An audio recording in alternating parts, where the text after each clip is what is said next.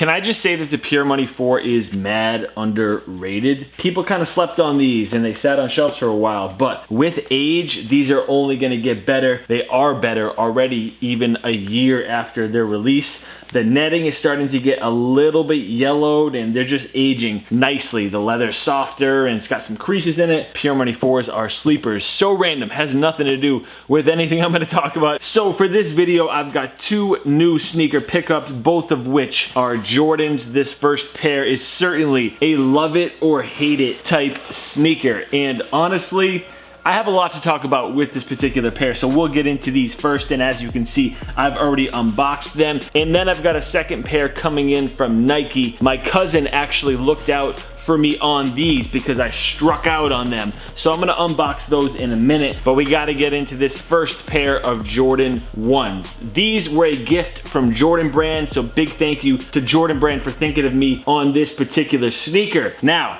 I'm not gonna lie, I'm not gonna sugarcoat this. I'm not gonna do anything but be myself in this video. I feel like a lot of people, you know, get sent sneakers and they just feel like they have to give that sneaker the highest praise. You gotta think that you're getting sent sneakers in the first place because of your honesty, because of your opinions, you know, your style and other things go into it, I'm sure. So when you get a sneaker that is an interesting topic, you just gotta be honest and genuine and keep it 100. So that's what I'm gonna do. This is definitely a very interesting shoe and you guys have to let me know your feelings about it down in the comment section. So here we go with the Nike Air Jordan 1 Homage to Home. Just as an FYI, that's a promo tag, so it's a little bit different than the one you see on the normal boxes, but the shoes are the exact same. It's just a promo tag. So I'm sure most of you guys have seen these sneakers by now. If you haven't,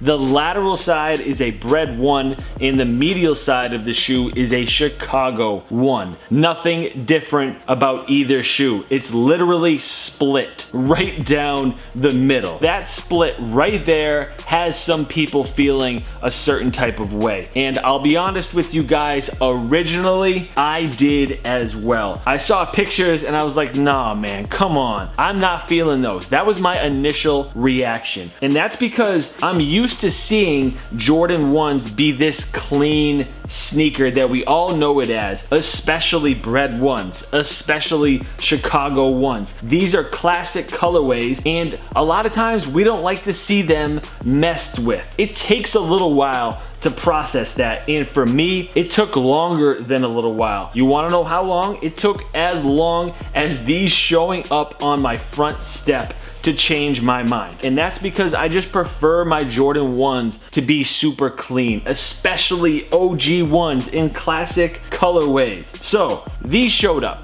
I unboxed them, and I should have unboxed them on camera, but I opened the package, I pulled them out. Usually my initial reaction with sneakers is like, ooh, like very excited to see them. I pulled these out and I looked at them for like 5 minutes without saying anything, without any kind of reaction. I was just like, just staring at them like, do these work? I was wondering, do these work? Does this sneaker work? And right now, I think it does. It does work, but it does not work as the clean, casual Jordan 1 that I am used to and a lot of you are probably used to as well. Those are clean, those are somewhat subtle. These are a statement sneaker. These are as bold as it gets. You don't buy these to wear every single day. Bred 1s, Chicago 1s, you buy those to wear every day. If you could have just one sneaker in your collection to wear every single day, it might be the Bred 1s. For me, I think it would be probably the Bred 1. Like if I could only have one shoe. These on the other hand are so much different, and it's wild because half the shoe is the same sneaker I said I would just wear every day, and the other side is another sneaker you could wear every single day. But when you combined those two colorways for this hybrid sneaker, it creates its own shoe, totally. Like, people were not expecting this. It takes a lot of getting used to, not gonna lie. It takes a lot of getting used to. And this is a sneaker that I'll probably break out 2 or 3 times a year. Being realistic with you guys, 2 to 3 times a year. It's just a cool shoe to take out of your collection and look at and just say, yeah, Jordan Brand did this. They combined arguably 2 of the best OG colorways and put it on one sneaker. If I had to critique these or change anything, I think that I wouldn't have done the split right down the middle. It would defeat the purpose, but I think if the toe box was one color or the tongue was one color, I think that they would look better.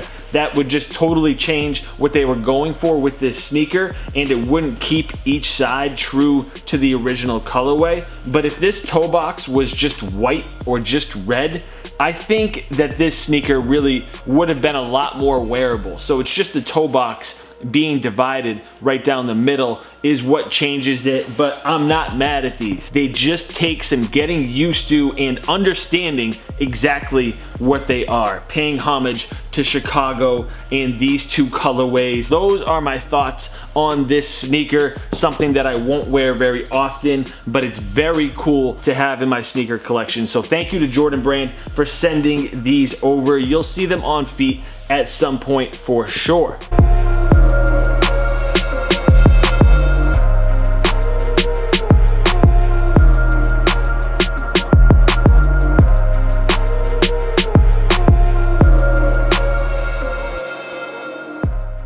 But these are not the only Jordans in this video, and they are not the only Jordan 1s. So this shoe was a must for me. There was no way I was gonna let these slide. Thankfully, I didn't have to pay over retail, not that it's that much. My cousin looked out for me, and he was able to get a pair on the sneakers app because I struck out. It's kind of funny, I went to pick these up from my cousin, and he's got a little sneaker collection, so I recorded his sneaker collection and we had fun. So that video is gonna be dropping soon. It's just me going through his sneaker collection. I think he's got like 50 pairs or so, and I'm gonna let you guys decide if you think his sneaker collection is dope or not. So that video will be dropping soon, but let's check these joints out.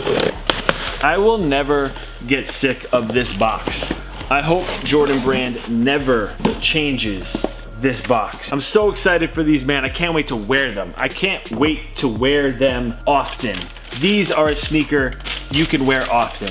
And wow, that's nice. A green is dope. So we've got the Air Jordan 1 Clay Green. These are so necessary.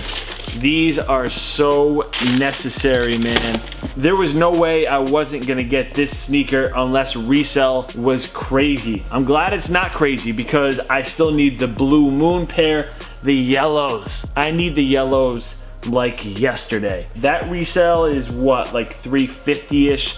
$375 because they didn't release in the States. I don't know if I feel comfortable paying that much for those. I don't know if they're worth it or not, but the $200 that these and the Blue Moon are selling for is worth it in my opinion. I can't stand these not being laced, so I have to do that right now. So I've said this plenty of times, when Jordan Brand uses a color that you don't see on a pair of retros very often, it makes it more unique. And for me, I tend to go after those sneakers more than like a shoe that's been retroed a bunch of different times. You don't see them experiment with colors too much. Like, have they ever used clay green on a sneaker before? Not that I can think of. My immediate thoughts when I saw this shoe was that they were a Celtics colorway, but obviously it's not. It's more of like a forest green with like a grayish type vibe. So this is gonna be a great sneaker for the fall. In my opinion, with this pack, I think these are the best colorway, then the yellows, then the Blue Moon, and then the red pair. So let me know down in the comment section which pairs you think are the best. So I'm happy with the quality on this sneaker. The leather isn't as nice as these. Oh my God, I forgot to talk about that. How could I not talk about the leather quality on this shoe? I totally skipped over that. The leather on these, no lie, is some of the best leather ever used used on a Jordan sneaker that I have or that I've seen. I don't own any other Jordan sneakers that have leather this nice on them. Not that I can think of. The shattered backboard ones are like a close second. With those, the toe box and the side panel have nice leather. The rest is okay, but with this sneaker entirely on the upper, the leather is insane. So I just gotta say that the leather on this sneaker is absolutely nuts. So quality wise, these things are an absolute home run. Like if you're really into materials on Jordan sneakers, these, definitely check these out. So I don't really want to talk about these too much because this video is long enough. Let me know which one of these